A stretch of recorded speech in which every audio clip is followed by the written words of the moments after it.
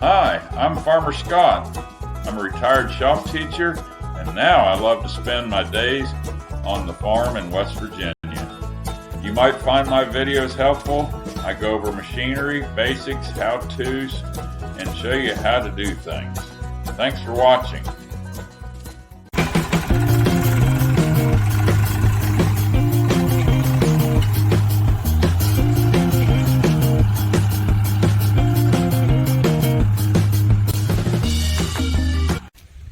The second step in my hay making process, I'm going to perform a process called hay tedding. We're going to do what they call tedding the hay, tedding, T-E-D-D-I-N-G, I believe. And what we did yesterday, we mowed the hay, and if you watched our video yesterday, you noticed how it was all springy up in the air and everything. And we got done about 5 o'clock yesterday afternoon, and it sat here all night, and look at it now. It's flattened itself out. It was high moisture yesterday, and some of the moistures is starting to leave the plant, and it's like giving up, and it's just going to lay down nice and flat.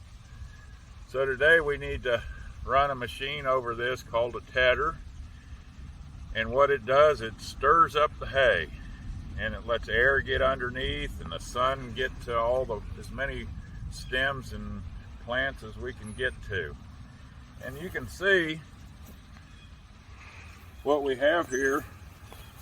Got a lot of hay on the ground, and underneath on the bottom side it's really wet, just like yesterday. So what this machine is going to do is stir all this up and try to get the bottom side on the top side.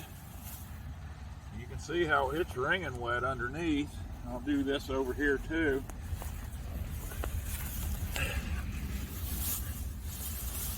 And very wet.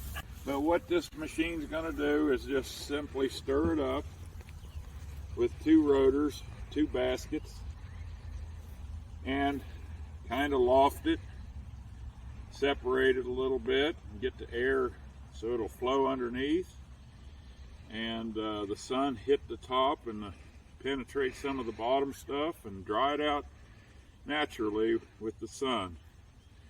And we'll let it sit here all day once we're done, and maybe part of tomorrow, and it'll be ready for hay making.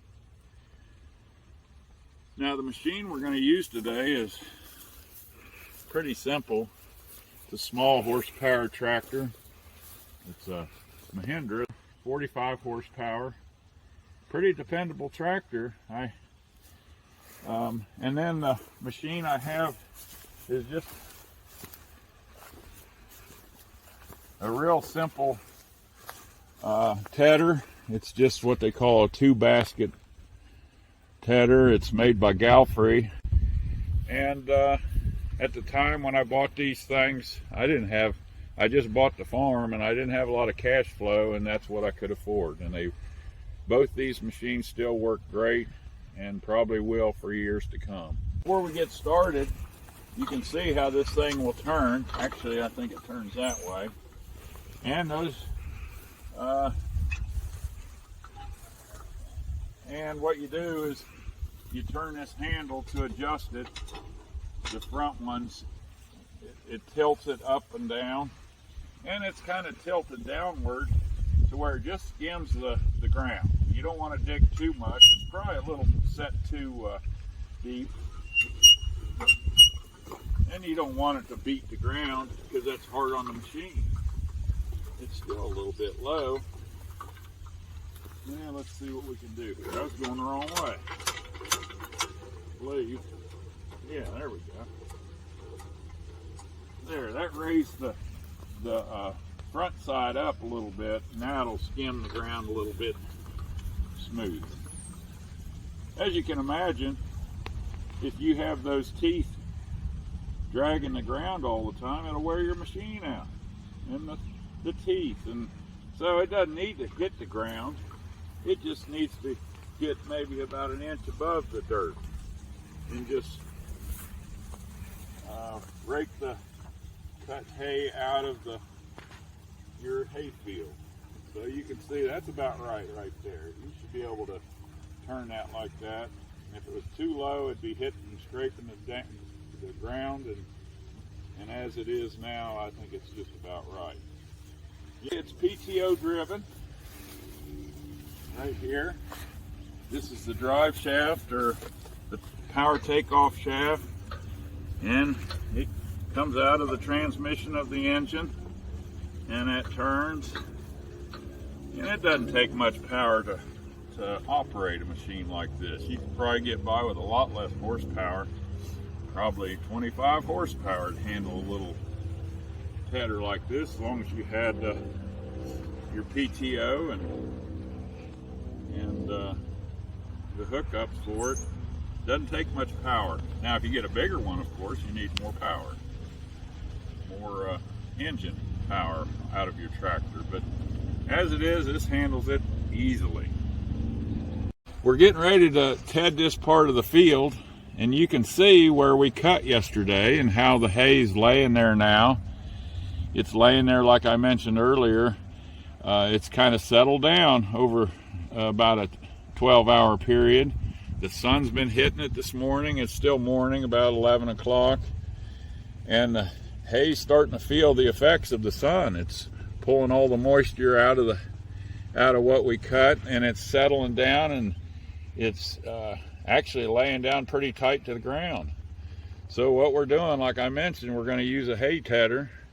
We're going to fluff these rows up, and what we try to do with this tractor, since it's a small tedder, we'll put the front two tires, try to put them dead center of the rows, and we can ted 2 rows at a time. And we can go a good bit faster than we did when we were mowing. Tedding hay is a fun job. It's like taking a ride out in the country. It's not hard to do, and if you mess up, you just go back over it. Now, you don't want to go over the hay a whole lot, because you got plants out there that have leaves on them, and the leaves is where most of the good stuff is of the plant. Like the clover plant has a lot of leaves on it, but if you keep hitting it with the tedder, it's going to knock all the leaves off, and you won't, all you'll have is stems. And stems, the animals, yeah, they'll eat them a little bit, but the nutrition's not as great as you will get with the leaves. So you try not to beat this hay up as much, and you know, be as gentle as you can with it. And you can overwork your hay, I'll just say that.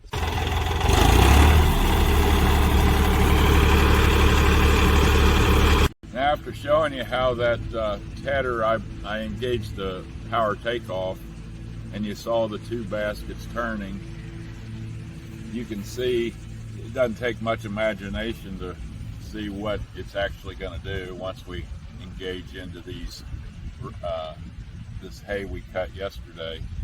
So it does a good job. It's a pretty low-tech machine, but has stood the test of time. They've been using these for years and years, and they work fine. And then Mother Nature comes and does her job, dries out the hay. And the reason we dry out hay, most people know this, and I'm not trying to insult anybody's intelligence, but you want to store your hay, and if it's too wet, it won't store. It will mold, mildew, and it can even catch fire due to spontaneous combustion.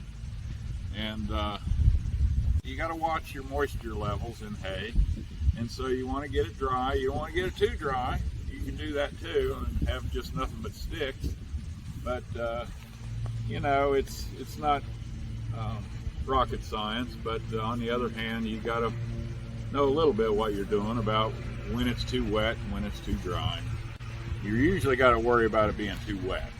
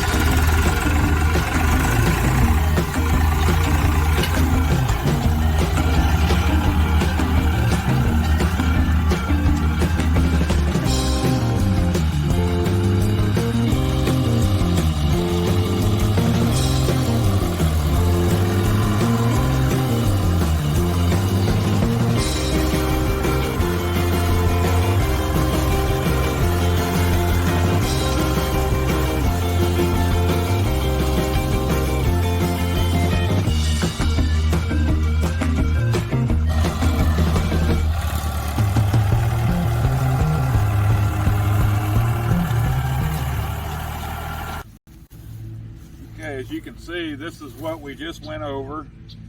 It's really tossed this hay up and did that kind of an effect. But it gives the air a chance to get underneath. I can feel the wetness on the top now, and that's what I wanted. That little tedder does a wonderful job. There's probably better and there's probably worse. So this hay here will be ready in about, probably tomorrow about noon or 1 o'clock. I'll get my hay rake out and rake it into windrows. And that'll be the end. We'll get the baler out and we'll be done. So here's kind of what we were after today. All this stirred up hay like this, and believe it or not, that whole air gets under there and the sun hits it and it dries it out. So that's the tedder. It's an important job. It's an easy one, and it's low tech. You don't have to have a lot of knowledge to run that, and just be careful. Everything you do, just be careful. Hey, thanks for watching. People that are watching, I'm sure most of you have seen this before, but for those that haven't, you know, it's a place to start. You can look and see what I do. I'm sure other people do things different, but this is how I do it, and it's been working for me.